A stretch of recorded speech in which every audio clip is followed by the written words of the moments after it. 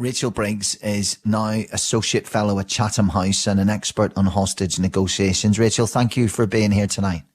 Thanks for having me. With your expertise, we hear the red lines publicly. We hear the demands publicly. But in your vast experience, does the hostage negotiation happen very far away from those statements and far away from public microphones in terms of the conversations that matter, if that's the right way to say it? Yeah, it absolutely does. Any hostage negotiator is trying to have their conversations very quietly behind the scenes. And particularly in a situation like this, where, as you can appreciate, tensions on every single side imaginable are so high. I mean, they're at boiling point. There's rumour, there's disinformation. And it's really important for negotiators working in any situation, but not least this one, to try to get some quiet space behind the scenes where they're not sort of impacted by all of that sort of misinformation and disinformation and emotions actually ricocheting around this incredibly tense scenario. In this situation, with your knowledge of the reason, Israel say they will not carry out an attack that endangers the lives of hostages. Now, there is no doubt that they do not want to harm those 199, as they say, is the number. Don't get me wrong. But in reality, in this situation, how difficult is it to guarantee that? How difficult is it to ever truly, in a war zone, to guarantee the safety of those who are being held hostage? Well, I mean, make no mistake, any hostage situation is a perilous situation for a hostage. You know, you're being held by people who are prepared to take force and prepared to, commit an act that is unthinkable to, normal people like us. So it's always a dangerous situation. It's a particularly dangerous situation right now because, as you say, they're in the middle of a war zone. They're almost certainly going to be held in places that are not stable, that may be subject to bombs, to all sorts of stuff that's going on. So the scenario itself is inherently unsafe and very much at the extreme end of that spectrum. On the part of the Israeli government, clearly they've got a number of different sort of objectives here, haven't they? And getting the hostages out safe is one of a number of different and sometimes competing objectives. The thing I would say, and I think this should... I always think we should have hope in these cases, and I'll say a little bit more about that. But, Israel really does have a reputation for not leaving anyone behind. They are, out of any country I know, they just keep going and keep going. It's important to who they are as a nation that they fight for their own. And so while they find themselves I'm sure, incredibly difficult decisions to make, I feel sure that the hostages will continue to be a priority. In terms of who negotiates, I think I would certainly say it aesthetically as there may be, ears open to other countries, talking to Israel, talking to Hamas, but that's where the negotiation happens between Israel and Hamas. But what part do other countries play, and do aid agencies, can they play a part as well in terms of just like at least getting granted access to hostages? Or in this situation, is that a pipe dream because of the small area in which they're kept? And I'd imagine Hamas at pains to make sure their location is not discovered. Yeah, so let me deal with the humanitarian agency issue first, and then talk about others that are involved.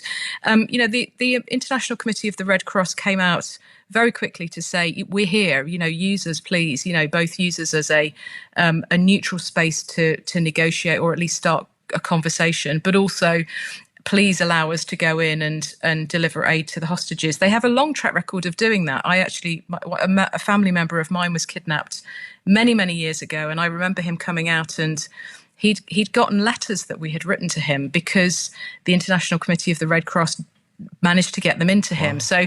So it's not a pipe dream. Obviously, it's a really difficult situation here, but these are incredibly brave men and women who are willing to risk their lives to bring relief and to people who are suffering. So it's not a pipe dream. We have to be realistic about how difficult the situation is. In terms of kind of who negotiates, I mean, the government's impacted here, and we know that there are British hostages as well, we think, that are being held. All of the different governments here will leave no stone unturned. And, very quickly, Qatar came out and said that they were starting some conversations behind the scenes. The Turkish president has come out and said similar. Those kind of things are never confirmed. Israel has said, we're not confirming whether Qatar is doing that or not. And that's as they always would do. It's not uncommon for third countries, i.e. countries who are not immediately involved, to play a role. Indeed, Qatar has helped to get many British, American, other nationality hostages out from a range of different places. So it's not like there's one negotiating table and Israel's on one side of it and Hamas is on the other. It's a series of very, very kind of, delicate conversations. It's about trying to open the door to start with. That's all you want to do. And then you've got to slowly get people around to the table. And eventually and ultimately you need both sides to be willing to negotiate, maybe compromise a bit and move things forward and get these innocent people home with their families. We hear numbers and horrifying numbers in individual moments where those death tolls of innocent people grow. It's every single hostage that's being held is a different story. My mind goes to Vivian Silver, who's in her mid-70s. I was reading about her. She's believed to be that she's being held at the moment by Hamas. She's a prominent peace activist. She's a co-founder of Women Wage Peace, and then you hear about the Imbar Haman went missing from that Supernova music festival. Rachel, when you take somebody hostage, would it be an overstatement to say that emotionally you take everybody hostage who love that person? Because it must be unbearable not to know where the grandmother or the girlfriend or the daughter or the mother you love is. Are they safe? Are they being harmed? And what is going on? It's a sentence that is handed out really to everyone around that person, isn't it? Yeah, and that's actually a really beautiful way to put it. And I thank you for mentioning people's names, because it's important that we keep them alive. Yeah. And, with the dozens and dozens of hostages I've worked with over the years, I think pretty much without exception, they come out and they all say, my family had it harder than I did. Because when you are the hostage, and that's not to underestimate how awful it is to be a hostage, but hostages always say, I always knew I was alive. I always knew I was still breathing. I still had water. I still had food, and I had that control, even in a moment and a time of no real control. Whereas the family at home is, we've heard from them the last week or so, right? I mean, they're terrified. That goes without saying. They feel helpless. They're desperate to do something to help, but there's almost nothing they can do. We're now sort of a week and a half into this. They're going to be struggling to sleep. I mean, there's a reason that sleep deprivation is used as a form of torture. That the impact on somebody who just night after night cannot sleep, is not eating.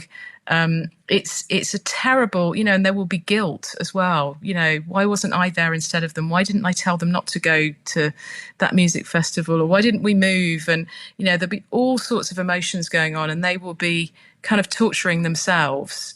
What if? So you're absolutely right to say that their loved ones are kind of, weirdly taken hostage themselves, but in a totally different way.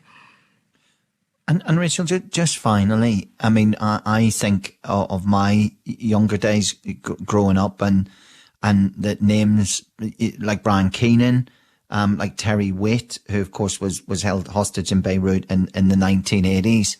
What's your expert experience, your knowledge of sort of the period after of sort of, hopefully we aren't going to be talking about a situation where people are held for years here, but I suppose that plays a big part in how long it takes you to actually recover and in any way assimilate back into the life that you had before. Yeah, so a former hostage I know, she put it so beautifully. She said, "When I was held hostage, my job was to survive captivity, and when I was released, my job was to survive survival." And I think going about it in that way, which is incredibly reflective, it sort of it's it takes a long time. Terry Waite, who's a good friend of mine and mentor, he talks about the road to recovery after release as he sort of likens it to being a deep sea diver coming back up to the surface. And I don't know if you're a scuba diver or not, but you don't just come straight to the surface. You come so far, then you have to stop for a bit, and then you slowly come up, and it takes time. Physically, all sorts of things are happening to your body. You may have been injured, you may have been wounded, you may be malnourished, you may have muscle wastage. A former hostage I know sort of described how strange it was to try to run for a bus and found that he couldn't run, because he had, almost no muscles on his body. So, physically there's a journey, mentally there's a journey. And sometimes the folks who are held for short periods of time have kind of struggle to readjust more than somebody like Terry, who was held for 5 years, because they don't have that opportunity while they're still captive to come to terms with the situation, and to sort of exert some kind of mental control amidst a lack of physical control. So it's a really difficult journey. There's lots of organisations out there that support, but it's really important for hostages coming out to be kind to themselves, be willing to give themselves time. And as Terry says, there's something called post-traumatic growth, if you kind of are careful with that journey. And so that's, I think, something positive for anyone coming out of captivity to hang on to. Rachel, thank you so much for your insight tonight. Thank you very much for joining us. Thank you. That's Rachel Briggs, an associate fellow at Chatham House and an expert on hostage negotiations.